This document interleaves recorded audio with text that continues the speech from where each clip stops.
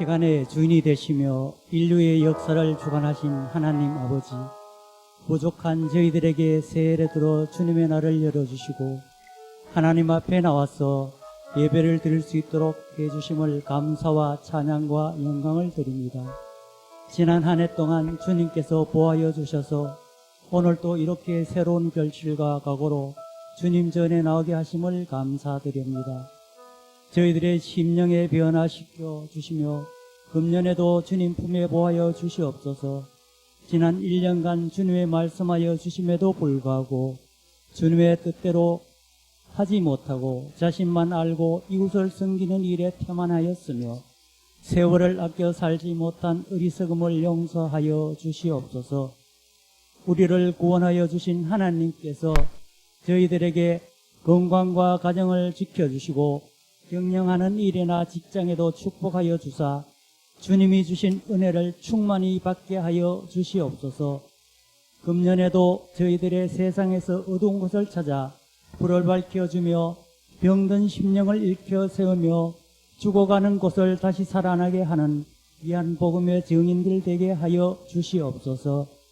교회의 머리가 되어 주신 주님, 금년 새해에 새로운 세운 목표와 계획이 달성되게 인도하여 주시고 각 기관을 축복하여 주시어 새로운 임원들이 직책을 맡은 분들에게 힘을 다하여 주셔서 허락하신 직분을 충실히 감당할 수 있도록 인도하여 주시옵소서. 그리고 교회의 예산도 차고 넘치도록 축복하여 주시고 우리들에게 인격의 지경을 넓혀주시고 교회의 지경을 넓혀주시옵소서. 담임 목사님께 함께 하셔서 금년 한 해도 말씀과 능력과 육신의 건강과 가정을 축복하시고 지켜주시옵소서.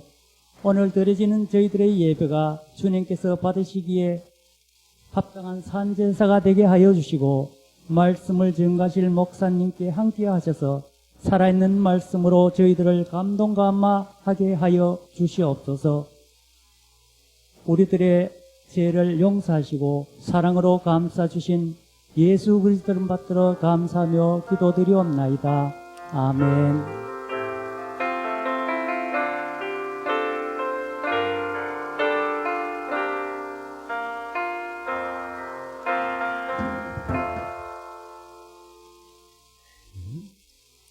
교동문 51번 시편 118편을 함께 교독합니다. 여호와께 감사하라. 그는 선하시며 그의 인자하심이 영원함이로다.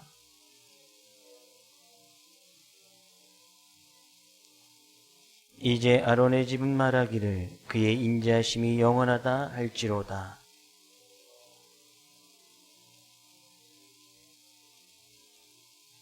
내가 고통 중에 여호와께 부르짖었더니 여호와께서 응답하시고 나를 넓은 곳에 세우셨도다.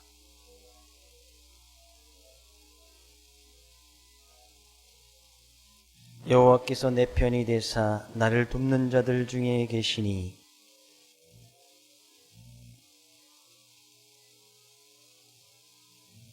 여호와께 피하는 것이 사람을 신뢰하는 것보다 나으며 여호와께 피하는 것이 고관들을 신뢰하는 것보다 낫도다.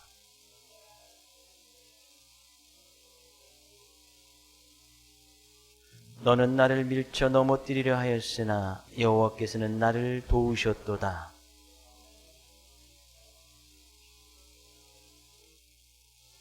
아멘. 우리의 신앙을 함께 고백하겠습니다. 전능하사 천지를 만드신 하나님 아버지를 내가 믿사오며 그 외아들 우리 주 예수 그리스도를 믿사오니 이는 성령으로 잉태하사 동정녀 마리아에게 나시고 본디오 빌라도에게 고난을 받으사 십자가에 못 박혀 죽으시고 장사한 지 사흘 만에 죽은 자 가운데서 다시 살아나시며 하늘에 오르사 전능하신 하나님 우편에 앉아 계시다가 저리로서 산자와 죽은 자를 심판하러 오시리라. 성령을 믿사오며 거룩한 공예와 성도가 서로 교통하는 것과 세를 사하여 주신 것과 몸이 다시 사는 것과 영원히 사는 것을 믿사옵나이다. 아멘. 교회 소식을 전합니다. 주보를 잘 참조주시고요. 귀하고 복된 날 하나님께 예배드린 모든 분들, 또 삶의 지금 환경이나 어려움 속에서도 가정에서 또 영상으로 실시간으로 예배드린 모든 분들을 주의 이름으로 환영하고 사랑하고 축복합니다. 이제 배 계신 성도님하고 인사합니다. 사랑합니다. 축복합니다. 네. 코로나19로 인한 바이러스가 정말 벌써 1년이 벌써 우리가 코로나 발생한 지는 1년이 좀 넘게 되었고, 그리고 그것으로 인해서 정부가 긴장하고 이런 방역수칙을 지켜나간 들이 벌써 1년이 다 돼갑니다. 이 모든 상황이 또 하나님께서 허락하심을 믿고 하나님께서 빨리 조속히 안정화시켜 주시기를 기도하며 나가기 원합니다. 좋은 소식이 들려지기도 하지만 아직까지도 이제 헤쳐나갈 것이 많기 때문에 저희들은 정부가 요구하는 생활 방역수칙, 행정수칙을 그 기준에서 잘 협조하고 잘 따르고 있습니다. 내일부터는 조금 이제 안정이 돼서 정규 예배는 자석수의 20%, 정부가 원하는 것은 20%인데 시에서는 그것을 좀 더 완화해서 더 해줄지 안 해줄지는 아직 시에서는 결정이 났다고 하지 않습니다. 그래서 일단 정부에서는 20%, 저희 교회 자석수가 200자석이니까 20%, 40명 이렇게 좀 적게 앉으면 200명 앉을 수 있죠. 그래서 그 다음 주부터는 이제 내일부터는 이제 정규 예배는 새벽 예배, 수요 예배, 금요 기도회, 주일 예배가 정부에서 이야기하는 정규 예배입니다. 그래서 내일부터 다시 새벽 예배를 재개를 하고요. 새벽 예배야 20% 참석을 안 하시니까 수요 예배도 20%가 채 되지 않고 금요 기도도 20%가 채 되지 않는 이제 주일 예배가 문제인데요. 일단 주일까지 아직 시에서 얘기하는 방침을 좀 더 우리가 좀 2, 3일 정도 좀 기다려 보라고 이야기를 들었습니다. 어제. 그래서 좀 더 기다려 보고 주일은 다시 공지하도록 하겠습니다. 그래서 일단은 금요일까지 우리가 평상시에 나오시는 분들에 좀 더 나오셔서 같이 예배를 드려도 전혀 무관하다. 이런 정부에서 원하는 방식이고 우리가 또 협조를 하고 있습니다. 그래서 새벽 예배, 수요일, 금요일 예배는 현장에서 예배를 드리고요.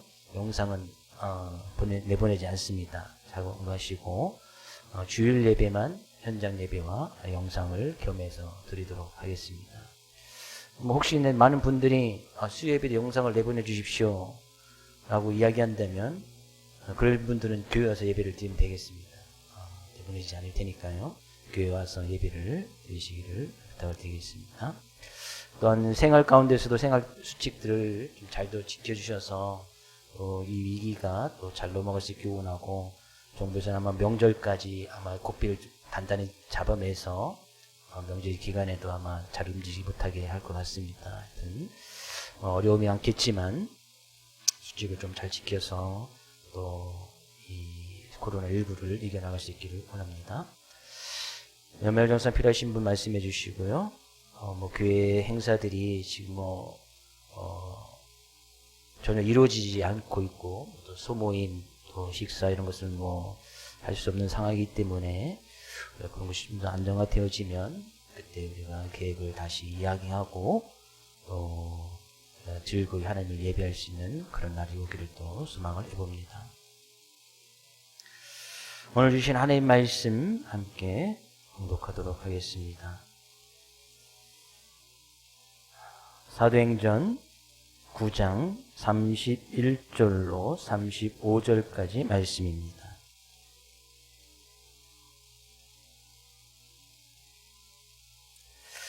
제가 한 절, 여러분 한 절 함께 교독하도록 하겠습니다. 그리하여 온 유대와 갈릴리와 사마리아 교회가 평안하여 든든히 서가고 주를 경외함과 성령의 위로로 진행하여 수가 더 많아지니라.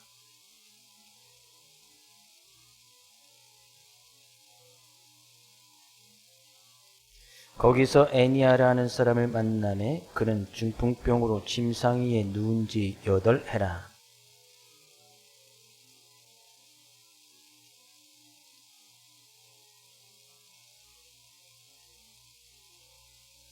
함께요.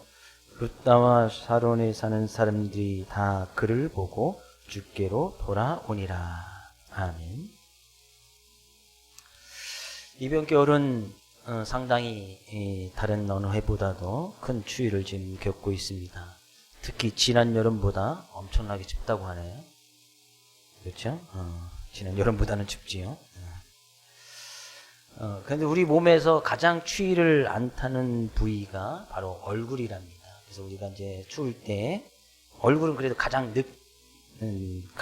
나중에 이제 뭐 얼굴 마스크를 쓴다든지 하는 부위가 이제 얼굴이 되어지는데, 무엇보다도 이제 얼굴에는 이제 하나님께서 그렇게 또 만들어 놓으셔서 가장 먼저 추위를 얼굴이 탄다면 얼굴을 가려야 되는데 그럼 앞을 보고 다니실 수가 없지 않겠습니까? 그렇게 만들어 주신 우리의 몸의 신비에 또 감사를 드리기로 하고, 무엇보다 이렇게 춥고 어려울 때에 또 우리의 삶은 하나님께서 주시는 참 평안이 있어야 이 평안으로 우리가 또 살아갈 수 있음을 보게 됩니다. 그래서 무엇보다도 이 하나님이 주신 마음의 평안을 갖기 힘든 나날이 계속 되어지지만, 그럼에도 이 평안은 하나님께서 주시는 것이기에 이 시간 우리가 하나님 편에 서 있는 우리 사랑하는 모든 성도님들, 가정, 교회에 그 평안이 함께하기를 주의 이름으로 먼저 축복을 드립니다.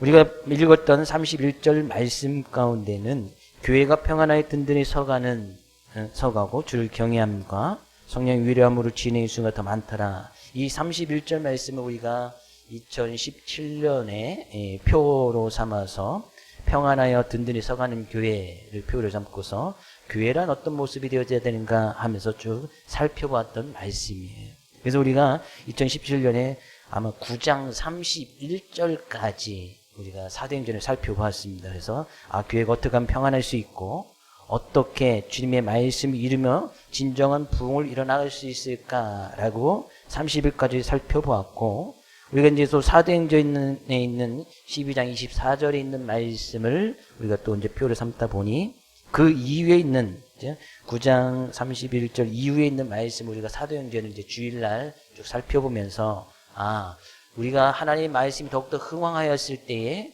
교회에 어떤 변화가 일어나는지 그 말씀을 우리가 쭉 앞으로 이제 살펴보려고 합니다. 이 하나님께서 주시는 이 평안이 있어야 교회가 더욱더 든든히 서갈 수 있음을 분명히 이야기를 하고 있고, 또한 하나님의 말씀이 더욱더 왕성해야 교회가 더욱더 부흥하고 성장할 수 있음을 사도행전 초대교회에 있는 교회의 모습에서 우리가 분명히 살펴볼 수가 있습니다. 근데 이 평안이라고 하는 것은 하나님과 예수 그리스도 안에 있기 때문에 그 하나님을 의지하고 주 예수 그리스도를 바라볼 때 이 평안이라는 것이 온다는 얘기죠. 근데 성경 가운데 이 평안을 이야기할 때는 항상 은혜와 평강, 특히 사도 바울이 서신서를 보냈던 대부분의 서신서 가운데서는 항상 은혜와 평강, 평안, 화평, 평화 같은 말인데 은혜와 평강을 항상 같이 이야기를 하고 있어요. 어떤 것은 하나님의 전적인 은혜 속에 있을 때에 하나님으로부터 이 평안을 누릴 수가 있다는 거예요. 특히나 힘들고 어려울 때 하나님께 주시는 그런 은혜, 평강이 우리의 삶 가운데 있어야 될 줄로 믿습니다. 우리가 염려할 때 하나님의 보살핌이 있음을 믿고 행위나 삶 가운데 두려움이 있을 때 그럼에도 불구하고 하나님께서 나를 사랑하고 계신다라는 그런 확신을 갖기를 원하고, 행에 어떤 의심스러움이 있을 때 우리의 믿음, 하나님께 주신 그 믿음으로 그 모든 의심들을 이겨나가기를 원하고, 행이나 외로울 때, 불안할 때 하나님께서 우리의 진정한 벗이 되어주시고 친구가 되어주시고, 하나님 안에 있을 때 우리가 진정 그런 불안한 근심 걱정을 이겨나갈 수 있음을 믿고, 그러니까 우리는 늘 그 하나님 안에 있기를 힘써 나가야 된단 말이죠. 그럴 때에 교회가 더욱더 든든히 서 나갈 수 있다. 하나님께서 주시는 은혜와 평강을 늘 바라보고 그 주님을 의지할 때 교회가 더욱더 평안히 서갈 수 있다. 또한 교회에 된 하나님의 성령이 거하고 있는 우리 자신 또한 하나님의 성전이고 하나님의 교회이기에 하나님을 온전히 바라고 그 하나님으로부터 은혜와 평강을 의지하고 나갈 때 우리가 더욱더 든든히 서 나갈 수 있다는 사실이에요.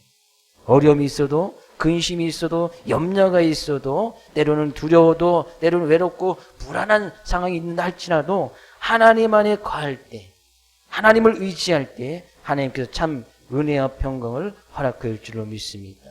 사람이 두려움이 있으면 뭐 두려워하거나 사람들 둘 중에 하나를 해야 돼요. 두려움이 임한다면 두려워하거나 아니면 그 두려움을 붙들고 하나님 앞에 기도하든지 둘 중에 하나는 해야 된단 말이죠. 근데 우리가 두려움이 와서 계속 두려워하고 있으면 그것을 이겨나갈 수 있는 힘을 우리가 그것을 이겨나갈 수가 없습니다. 하나님 앞에 그 두려운 상황 가운데서도 하나님 의지하고 기도할 때 하나님께서는 그 길을 통해서 힘과 능력을 부어주시니 그것이 또한 하나님의 은혜이고 그런 하나님의 은혜에 있을 때 하나님께서 참 평안을 허락해 준다는 사실이에요. 그래서 우리가 더욱더 이 초대교회 당시에 교회가 평안에 든든히 서갈 수 있었던 것은 그런 하나님 안에서 주시는 평안을 늘 붙들고 그들의 삶 가운데서 어려움이 있고 고난이 있고 환난이 있어도 그것을 이겨나갈 수 있는 힘과 능력이 교회 가운데 있었다는 거예요. 우리가 31절을 우리가 살펴봤듯이 그리하여 온 유대와 갈릴리와 사마리아의 교회가 평안하였다는 것은 그들이 뭐 교회 가운데서 하나님을 잘 믿는 그런 상황이 그들에게 있기 때문에 전혀 그렇지 않습니다. 우리가 사도행전 잘 아시다시피 사도행전 9장쯤에 있을 때 가서 보면 그 당시에 교회의 상황, 예수 믿는 사람들의 그런 상황들을 보면은 결코 그들이 믿음을 지켜나가기에 좋은 환경이 되지 않았어요. 네, 당시에 예수님을 믿는 것에 대해서 큰 핍박과 환란이 일어나고 초대교회 지도자가 순교를 당하고 그것을 위해서 많은 사도들이 또 제자들이 예루살렘 그것을 믿지 못해서 이곳저곳으로 막 흩어다니고 있는 그런 모습들 바로 9장에서는 그런 일에 예수님 믿는 사람들을 잡아들이게 힘써 나갔던 사울 바울로 변하기 이전에 그 사울이 예수님 믿는 사람들을 잡아서 다메섹 도상으로 갔던 그 장면이 바로 9장 앞부분에 기록되고 있어요. 그렇다는 것은 그들이 참 평안을 갖기가 그런 좋은 그런 환경이 아니었단 말이죠. 예수님 믿으면 잡히면 감옥 가는 거예요. 예수님 믿으면 잡혀서 또는 순교할 수 있는 거예요. 그런 환경이었단 말이죠. 그런 어려움이 도사리고 있었던 거예요. 근데 그럼에도 불구하고 교회가 편안하고 든든히 서갈 수 있었던 것은 그들이 그런 상황 가운데서도 참 평안과 은혜는 하나님으로부터 오는 것을 그들이 알고 믿었고 그 은혜를 간구하였기에 하나님께서 그들을 든든히 붙잡아 주셨다는 얘기죠. 그러니까 그들이 주를 경외하고 주를 경외함에 있어서 주를 더욱더 경외할 수밖에 없었다는 것이죠. 경외한다는 것은 뭐예요? 경외한다는 것은 단순히 하나님을 찬양하고 예배드리는 것만을 의미하지 않습니다. 하나님을 경외한다라는 것은 그 하나님을 두려워한다는 이야기거든요. 믿음은 하나님을 경외하는 것인데 그 믿음은 하나님을 두려워하는 거예요. 왜 믿음은 하나님을 두려워한다고 주를 경외한다라고 표현을 하고 있습니까? 사람들은 모두 다 죄인인데 그것에 반해서 하나님은 거룩한 분이시기 때문이에요. 죄로 말미암아 어두운 가운데 있을 수밖에 없는 우리들이 참된 그 빛 대신 그 자체 대신 하나님을 두려워할 수밖에 없다는 거예요. 왜? 죄는 거룩을 두려워하기 때문이에요. 중요한 사실은 하나님을 두려워할 줄 아는 사람만이 죽어 마땅한 자신의 모든 죄를 예수 그리스도 안에서 용서해 주신 그 하나님의 사랑을 진정으로 이해할 수 있다는 사실이에요. 하나님이 두려운 분이심을 알기 때문에 하나님께서 예수 그리스도의 십자가를 통해서 베풀어 주신 사랑의 참 본질과 의미를 바르게 인식할 수 있다는 사실입니다. 결국에 그래서 우리는 그런 하나님을 경외하고 그런 하나님을 두려워할 수밖에 없다는 얘기죠. 이들이 그런 삶 가운데서 그런 하나님을 만나고 그런 하나님을 체험하기 때문에 더욱더 주님을 경외할 수밖에 없는 거예요. 환경이 좋아서 편안해서 그렇지 않습니다. 결국에 하나님께 주시는 그 참 평안을 의지해서 이 참 평안은 하나님으로부터 오는 것이구나 깨달았을 때 그리 더욱더 주님을 경외하고 나가였다는 거죠. 그래서 그런 말씀 이후에 그때에 32절 이렇게 이야기했습니다. 그때에 그런 상황이 초대교회 당시에 계속 되어지고 있었는 상황이었단 말이죠. 더욱더 주님의 제자들과 사도들은 주님을 경외하면서 교회를 더욱더 세워나가고 있었고, 그럼에도 불구하고 외부적인 환경은 핍박이 있고 환란이 있고 또 고난이 있고 그들이 또 큰 이 순교를 당하는 그런 일들이 계속되어지고 있는 그때 예수님의 제자였던 베드로는 무엇을 하고 있었는가? 그 베드로에 대해서 잠깐 이야기를 하고 있습니다. 그때에 32절 말씀에서 베드로가 사방으로 두루 다니다가 룻다에 사는 성도들에게 내려갔더니, 그때 베드로도 주의 말씀을 들고 복음을 증거하면서 이제 사방으로 두루 다녔다는 얘기죠.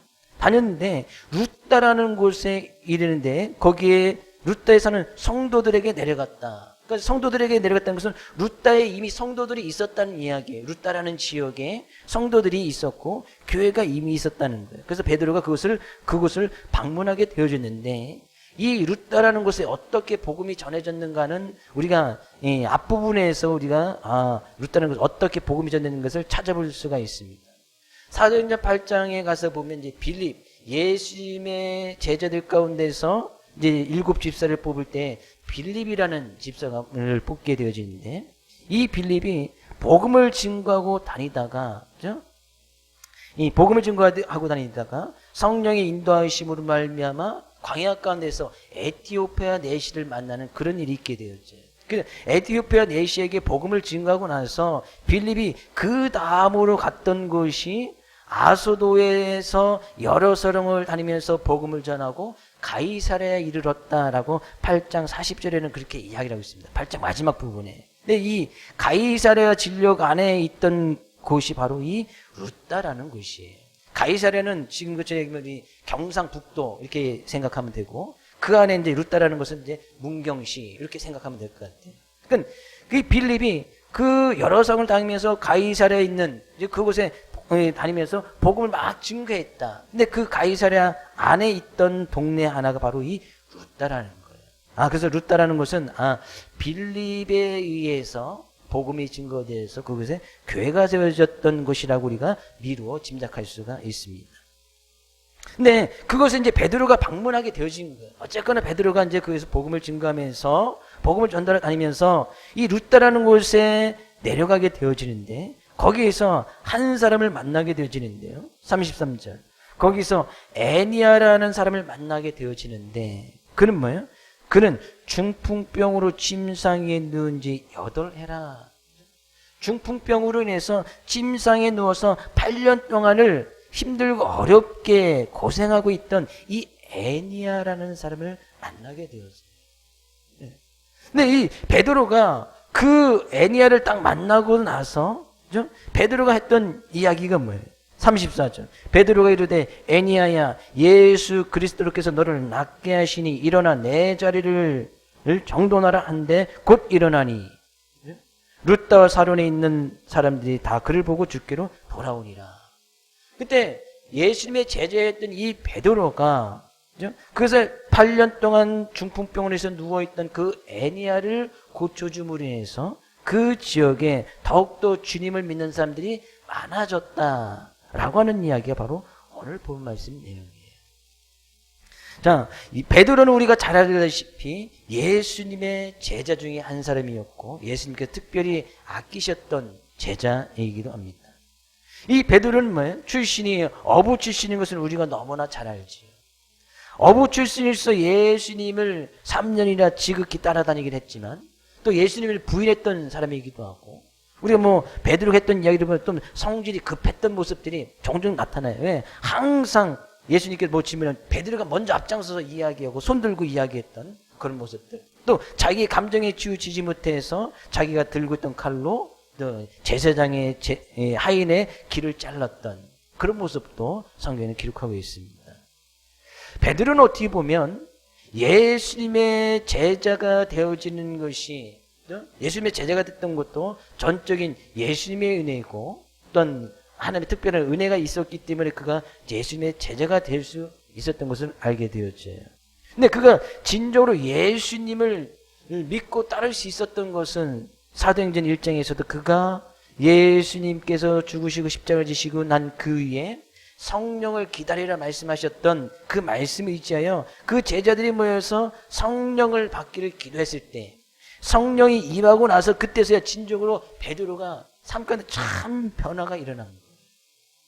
그리고 그 당시 예수님께서 배웠던 말씀 의지하여서 예루살렘에서 교회를 세워나가고 든든해 나가고 또 예루살렘까지 큰 환란이 있고 핍박이 있으니까 또 이곳저곳을 다니면서 복음을 증거하고 있는 그런 베드로가 되었다는 거예요. 근데 그런 베드로가 이 루다라는 곳에서 8년 된 중풍병자를 만나게 되어지는데 그래서 이 중풍병자를 고치는 치유의 사건을 했던 것을 베드로가 사건을 사도행전에 기록하고 있습니다. 베드로는 그럴 만한 능력이 없는 사람이에요. 어떻게 따져보면 예수님의 제자로서 또 어부 출신으로서 예수님의 제자가 된다는 것이 어떤 성경 가운데 정말 주님의 은혜가 아니고는 주님의 제자가 될 수 없고 그런 믿음을 보일 만한 그런 모습도 전혀 없었던 사람이었어요. 근데 그가 지금은 당당히 8년 동안이나 중풍병했던 그 애니아라는 사람을 예수님의 말씀을 의지하여서 그를 고치게 되어지는 놀라운 일을 하게 됐던 것을 보게 되었죠. 어떻게 그런 일이 일어날 수 있을까? 우리는 31절에서 그것을 잘 알 수가 있단 말이죠. 교회가 더욱더 든든히 평안하여 든든히 서가고 주를 경외함과 성령의 위로로 진행하여 수가 더 많아지니라. 라는 것은 교회뿐만 아니라 그 교회를 다스리고 나갔던 주님의 제자들, 사도들이 다 주님을 경외하는 것은 이루 말할 것도 없고 성령의 위로가 있었다는 것은 성령의 충만하심이 있었다는 이야기예요. 그 성령의 인도하심을 따라서 그들이 큰 환난과 핍박 속에서도 교회를 세워나가고 그들이 복음을 증거하기에 힘써 나갔었다는 얘기죠. 그 중에 한 사람이 바로 베드로였고 능력이 없어도 베드로처럼 능력이 없어도 그것은 주님 앞에서 전혀 중요하지 않습니다. 어떤 출신이냐 그것이 중요하지 않습니다. 주님 앞에서 중요한 것은 우리가 주어져 있는 한계 내에서 어부 출신이면 어부 출신대로 능력이 없으면 없는 대로 우리에게 주어진 그 한계 내에서 우리에게 주어진 그 소임에 얼마나 우리의 최선을 다하느냐. 하나님께서 주어진 이 환경 우리가 만든 환경도 아니잖아요. 물론 사람들이 실수를 해서 바이러스가 변졌는지 없었는지 잘 모르겠지만 하나님께서 이 환경을 맡겨줬다면 우리는 그 환경 안에서 주님께서 맡겨진 그 일에 대해서 최선을 다하면 되는 거예요. 내가 능력치가 10이라면 10만 하면 되는 것이지 능력치가 10인데 11, 12를 할 수가 없단 말이죠. 사람마다 이 능력과 한계는 사람마다 다 차이가 있지 않습니까? 내 힘이 10이라면 10가지 10 이상은 사용할 수가 없잖아요. 근데 힘은 사람마다 다 다르단 말이죠. 경제적인 능력도 다 다르고 환경도 다 다르단 말이죠. 근데 그 가운데서 주님께서 자기의 한계 내에서 주님 위에 최선을 다할 때에 베드로를 통해서도 놀라운 역사가 일어났다면 하나님께서 주어진 그 환경 속에서 우리가 최선을 다하고 우리에게 맡겨진 그 소임을 다할 때 우리의 삶 가운데도 놀라운 일이 일어난다. 저는 우리 사랑하는 모든 성도의 삶 가운데서 베드로가 이런 큰 능력을 행하였다면 우리의 삶 가운데 그런 능력이 일어날 줄로 믿습니다. 하나님께서 주어진 이 환경 언제까지 불평불만 할 수 없습니다. 하나님께서 주신 이 우리의 삶 가운데 있는 한계, 경제적인 능력, 우리 그것 언제까지나 불평불만, 그것 때문에 염려, 근심, 걱정할 시간이 없단 말이죠. 하나님께서 허락해 주셨다면 우린 그 안에서 내가 할 수 있는 주님께서 맡겨준 그 소임, 그 사명을 가지고 최선을 다하면 된단 말이죠. 한 달란트 가진 사람은 한 달러만큼만 하면 되는 거예요. 2달란트 가진 사람은 2달란트 하면 되고 5달란트 가진 사람은 5달러만큼만 하면 되는 거예요. 그 이상은 할 수가 없어요. 한 달란트 가진 사람이 5달란트 할 수 없단 말이지. 그러니까 한 달란트 맞으면 그거에 주어진 환경에서 최선을 다해서 내가 할 수 있는 일, 주님께 맡겨진 그 일에 최선을 다하면 된단 말이지. 그러면 놀라운 능력이 일어나는 거예요. 저는 이번 한 주간 그런 놀라운 능력들이 여러분의 삶과 가정과 교회 가운데 일어날 수 있기를 주의 이름으로 축복을 드립니다. 근데 베드로가 했던 이야기를 잘 보니까요. 중풍병자에게 야, 네 자리가 일어나라. 고침을 받을지어다. 라고만 이야기한 것이 아니고 예수 그리스도께서 너를 낫게 하시니 일어나 내 자리를 정돈하라. 그러니까 일어나라. 고침을 받으라. 거기서 끝난 것이 아니고 일어나서 내 자리를 정돈하라. 라고까지 이야기를 하고 있어요. 일어나 내 자리를 정돈하라고 분명히 베드로가 이야기를 합니다. 그것은 이 베드로는 예수님부터 보고 배운 주님의 뜻을 잘 헤아렸던 사람이에요. 이런 비슷한 사건이 예수님께서 요한복음 5장에 가서 보면 베데스라라는 연못에 거기서 가끔 물이 동할 때에 천사가 와서 물이 동한다고 믿고 거기서 이제 가장 먼저 그 물속에 뛰어들면 고침을 받는 그런 신비한 일이 일어났어요. 근데 그 베데스 연못에 38년 된 병자가 있었습니다. 예수님께서 그곳을 방문하셨을 때에 이 38년 된 병자가 예수님을 만나게 되었고 그 예수님께서 이 38년 된 병자를 고칠 때 하셨던 이야기가 요한복음 5장 8절에서는 이렇게 이야기합니다. 예수께서 이르시되 일어나 내 자리를 들고 걸어가라. 38년 된 병자에게 일어나라. 내가 고침을 받으라. 거기서 끝난 것이 아니고 일어나서 내 자리를 들고 네가 누워있던 자리 네가 이제 그 누워있던 그런 돗자리나 그 자리를 잘 정리를 하고 걸어가라 이야기를 하는 거예요. 그가 누워있던 자리를 한번 생각해 보십시오. 38년 동안 그 자리에 누워있다고 생각해 봐요. 얼마나 지저분하고 불편하고 아마 더럽기가 이루 말할 수 없었을 거예요. 병자가 뭐 어떻게 청결하게 해봐야 어느 정도 하겠습니까? 뭐 정리정돈도 잘 되어 있지 않았을 것이 분명합니다. 근데 예수님께서는 큰 38년 된 병자의 육체의 치유뿐만 아니라 그의 삶과 그가 누워있던 그 자리도 바로 잘 들고 정리를 해서 그 자리를 깨끗해 하기를 원하셨다는 사실이에요. 근데 이 베드로는 예수님께서 그렇게 하셨던 것을 잘 보고 배웠던 거예요. 예수님께서 그렇게 말씀하셨을 때 그 사람이 곧 일어나서 자리를 들고 그의 삶의 자리로 걸어갔다라고 요한복음은 그렇게 기록하고 있습니다. 그러니까 그 병든 사람이 이 병을 고침을 받아서 일어났을 뿐만 아니라 자기의 자리도 다 들고 자기가 누워있던 그것을 다 정리를 하고 걸어갔다는 얘기예요. 그가 지저분하던 자기의 삶의 자리를 정돈하고 그의 삶의 모습이 새롭게 정돈된 사람으로 거듭났다는 그런 의미예요. 이 사실을 잘 목격했던 이 베드로는 그런 주님의 뜻을 잘 알고 있었던 거예요. 그 사람이 단지 육체적인 병만 나을 것에서 그칠 것이 아니고 그가 했던 그 자리, 어떻게 보면 38년 동안 그 자리에 있었다면 그 사람이 걸어왔던 그런 삶의 모습 아니겠어요? 힘들고 어렸던 그런 자리, 불결하고 지저분했던 그 자리도 깨끗해 하기를 원했단 말이죠. 그렇다는 것은 곧 그의 삶이 다시 진정으로 변화되기를 원했단 말이에요. 육체적인 회복에서만 그치는 것이 아니라 그의 삶이 완전히 다시 깨끗해지고 정돈되어지기를 원했다는 거예요. 베드로는 그런 뜻을 잘 알아서 지금 예수님께 배운 그대로 베드로가 이 애니야에게 그대로 이야기하는 거예요. 이 고침의 능력은 예수 그리스도부터 오니까 예수 그리스도께서 너를 낫게 하실 것인데 일어나 내 자리를 정돈하라. 일어나라. 이것은 육체적인 것은 나음을 입었다는 이야기예요. 그리고 내 자리를 정돈하라. 뭐 38년 된 병자나 지금 8년 동안 중풍병으로 침상에 누워 있었다면 그 침상 또한 깨끗할 일은 없었을 거예요. 여전히 지저분하고 불결하고, 어떻게 보면 당신은 지금보다도 의료시설이나 이런 것이 더 잘 안 돼 있었기 때문에 어쩌면 그의 삶 가운데서도 뭐 아주 이 캐캐 묵은 그런 냄새 분명히 났을지도 모르겠어요. 네, 이 베드로가 그 주님의 뜻을 잘 깨달아서 단순히 이 애니야의 육체적인 병만 고쳐주는 것이 아니라 그가 누웠던 그 자리, 8년 동안 누워 있었다면 그것이 그의 삶의 일부예요. 지저분하고 역겨운 불결한 그의 삶의 모습을, 삶의 자리를 다시 정돈하라 그런 얘기죠. 다시 깨끗해 하라.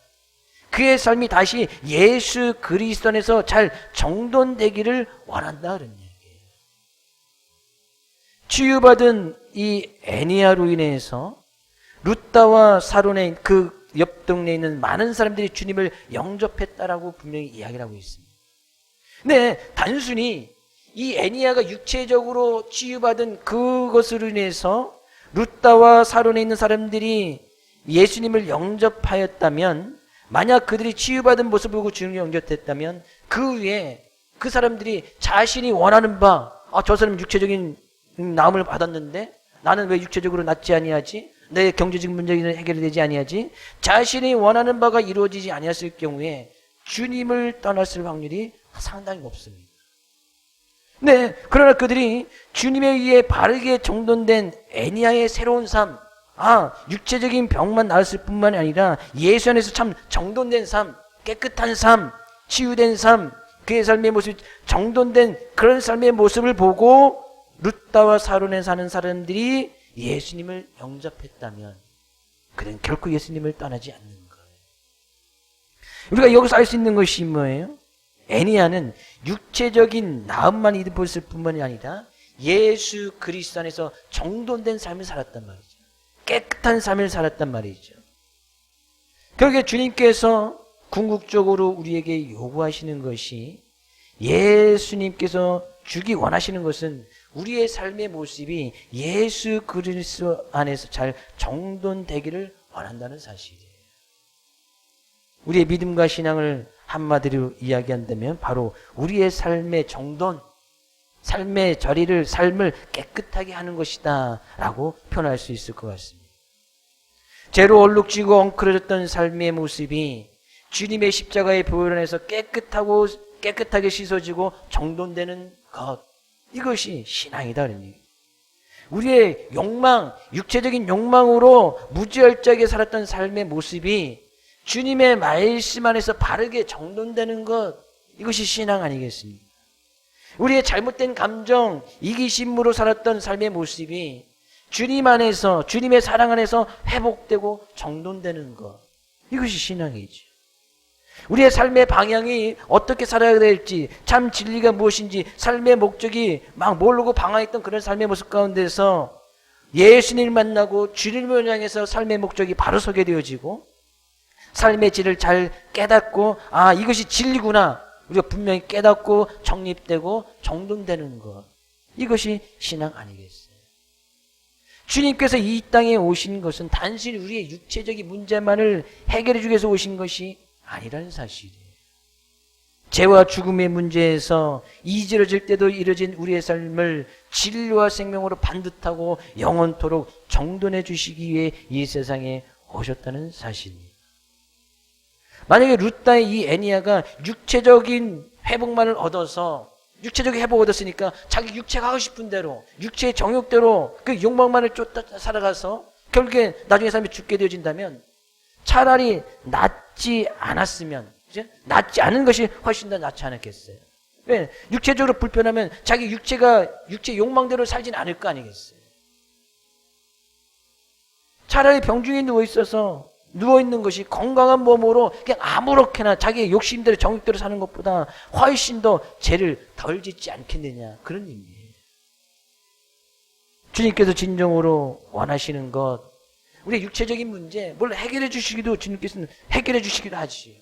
그러나 주님께서 진정으로 우리에게 주시기를 원하시는 것은 육체적인 문제 그 이전에 앞서서 정말 예수 그리스도 안에서 정돈된 삶을 정돈하여서 우리가 진리 안에서 생명의 말씀 가운데서 바로 서기를 원하신다는 것을 우리가 분명히 깨달아야 한다는 사실입니다. 내 자리를 정돈하라 라는 그 말씀 가운데서 원어적인 의미는 내 자신이 펴라, 내 스스로 펴라, 내 자신이 베풀어 주라 라는 그런 의미가 있습니다. 중풍병자에 8년 동안 누워서 있다면 자기 스스로 이 자리를 펼 수 없는 그런 어떤 힘과 능력도 없었을 거예요. 그죠? 8년 동안 누워있을 자리라면 자기가 누군가의 도움을 받아서 이 자리도 바꿔줘야 되고 자리도 펴야 되고, 그죠? 누군가의 도움 없이는 살아갈 수 없는 정말 불편한 그런 모습이 어떤 중풍병 아니겠습니까? 침상에 누운 지 그런 삶, 8년 동안 그런 삶을 살아갔단 말이죠. 근데 내 자리를 정돈하라는 것은 이제 내 힘과 능력으로 스스로 그 자리를 펴고 접고 하고, 또 내 자신이 이제 베풀어 주라, 이제까지 누구의 도움에 의해서 내 자리를 펴주는 사람이 있고 다른 사람의 도움에 의존해서만 살아왔다라면 이제는 내가 다른 사람을 위해서 이 자리도 좀 깔아주고 다른 사람에서 내 도움이 손길이 필요한 사람들에게 내가 내 손으로 그 도움을 베풀어주는 그런 삶을 살아라, 그런 이야기입니다. 지금까지는 다른 사람의 도움으로 다른 사람이 펴준 자리에서 살아왔다면 이제는 다른 사람을 위해서 좀 더 베풀어주고 섬겨주는 삶을 살아가는 사람이 되라는 그런 의미입니다. 일방적으로 받기만 했던 삶을 탈피하여서 조금 다른 사람을 생각하는 좀 이타적인 삶을 살라는 그런 의미였다는 얘기죠. 결국 우리가 여기서 또 하나 알 수 있는 것이 자기의 삶이 예수 그리스도 안에서 잘 정돈된 사람은 다른 사람을 위해서 베풀고 섬겨주는 이타적인 삶의 모습과 상관관계가 분명히 있음을 잘 알게 되어집니다. 그러니까 예수 그리스도 나의 삶이 없이 잘 정돈된 사람은 다른 사람을 위해서 베풀고 섬겨준다, 그런 이야기죠. 결국에 진리 안에서 자기의 삶이 잘 정돈된 사람은 베풀고 섬겨줄 줄고 나눠줄 줄 아는 그런 삶을 살 수 있다는 사실이에요. 잘 생각해 보면 자기의 삶이 정돈되지 못한 사람이 어떻게 다른 사람을 위해서 삶을 살 수가 있겠습니까? 굳이 예를 하나 들어보자면 하루 종일 술에 쩔어 있는 사람, 그런 사람이 남을 위해서 베풀 수 있는 자리는 술자리밖에 더 있겠어요. 그것이 자기는 좋을 수 있겠지만 술자리를 베풀어서 자기가 하루 종일 술에 쩔어 있으면 우리 내가 술자리 있으니까 와서 술 한잔 합시다, 이것밖에 할 수 없는 거예요. 오히려 그것이 상대방을 위한 자리가 아니라 오히려 그 사람들을 해치고 그 사람을 더 해롭게 하는 자리가 된다는 사실이에요. 진리 안에서 정돈되지 않는 삶은 결국 남에게 베풀고 나누어도 오히려 그것이 다른 사람을 힘들고 어렵게 만들 수밖에 없다는 사실을 우리는 분명히 알아야 되는 거예요. 진리 안에서 삶이 정돈되기 이전에 베드로의 삶의 모습은 여전히 자기의 자신의 이익, 내가 예수님께서 왕이 되면 내가 한 자리 차지할 수 있겠지, 자기 자신만을 위해서 살아갔던 이 베드로가 진리의 말씀 안에서 그 말씀을 깨닫고 참된 신앙을 갖게 되어지고 그의 삶이 정돈되고 나서는 지금 베드로가 다른 사람들을 위해서 복음을 증거하고 다른 사람들의 병을 고쳐주고 다른 사람들에게 진정으로 베풀고 나눠주고 섬겨주는 삶을 살아가는 것을 보게 되어져요. 이 애니아도 마찬가지인 거예요. 진리 안에서 그의 삶이 일어나 고침을 받고 그의 자리가 그의 삶이 정돈되고 나서는 다른 사람들이 그 모습을 보고 예수를 믿게 되어졌다 라는 것은 다른 사람들에게 이제는 베풀어주고 섬겨주는 삶을 살았다는 얘기예요. 그러니까 그 모습을 보고 많은 사람들이 주님께로 돌아왔다, 예수 믿게 되었다는 거예요. 우리 34절에 있는 말씀, 거기에 자신의 이름을 넣어서 아무개야 일어나 내 자리를 정돈하라, 아무개야 예수 그리스도께서 너를 낫게 하시니 일어나 내 자리를 정돈하라. 한번 자기 자신의 이름을 넣어서 한번 그렇게 한번 외쳐볼까요? 한진아, 예수 그리스도께서 너를 낫게 하시니 일어나 내 자리를 정돈하라. 예수 그리스도께서 우리를 낫게 하시니 영적인 문제에 취해 주셨으니 이제는 다시 삶의 자리를 잘 정돈해서 신앙이라는 것이 무엇인지, 진리의 말씀이, 생명의 말씀이 무엇인지 거기에서 우리의 삶을 다시 잘 정돈해서 이제는 다른 사람들에게 그 모습을 보여주고 정돈된 삶의 모습을 보여주고 참된 신앙의 모습을 보여주어서 그들로 하여금 예수 그리스도를 믿게 하라는 얘기죠. 단순히 육체적인 질병 나은 것 가지고는 예수님 믿게 할 수 없습니다. 단순히 예수님 믿어서 내가 부자가 돼서 그 부자가 된 것으로는 다른 사람들을 예수님께로 돌이킬 수 없어요. 그렇게 되었다면 이제는 그것을 가지고 나눠줘야지. 내가 육체적으로 나음을 입었다면 주님께서 다시 힘을 주셨으니, 능력을 주셨으니 그것을 가지고 다른 사람들의 삶의 자리를 정돈시켜주고 그들을 위해서 자리를 펴주고 그들을 위해서 베풀어주는 삶을 살아가야 된다는 사실이에요. 지금 힘들고 어려운 시기가 가속되고 있습니다. 그럼에도 불구하고 우리는 분명한 신앙과 믿음을 분명히 가져야 될 줄로 믿습니다. 이 환경 속에 가서 우리는 무엇을 할까? 그죠?